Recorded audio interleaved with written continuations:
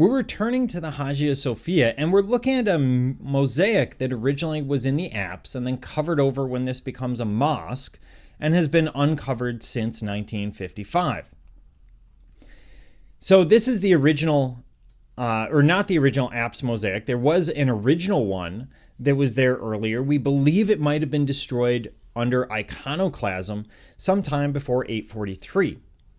This is part of the Macedonian dynasty, and the image itself is 16 feet tall, so this is a massive image. It would have been inaugurated on Easter Sunday. And what you're seeing is a Theotokos, depiction of the Virgin Mary. Originally, it would have been accompanied by an inscription that said, "Pious emperors replaced what impostors had destroyed." And so, giving this idea that the emperor, the imperial powers that be, believed that iconoclasm had no place in the Byzantine Empire.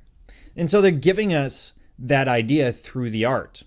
We do see Hellenistic sources here. For example, the robes, which I talked about in one of the last pieces, looking like 20 yards of wool. That's based on Greek ideas of depictions of women that we talked about going back to the classical Greek period some 1,000 years earlier, 1,400 years earlier, where they would depict women with what appeared to be 20 yards of wet silk over their body.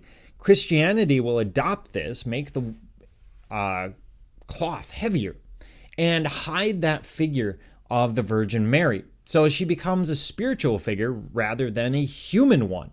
This is the development of a convention. She's sitting on a throne, or what they would have understood as a throne. This is a very Byzantine throne. And it depicts her place as sort of a queen of heaven, as it were.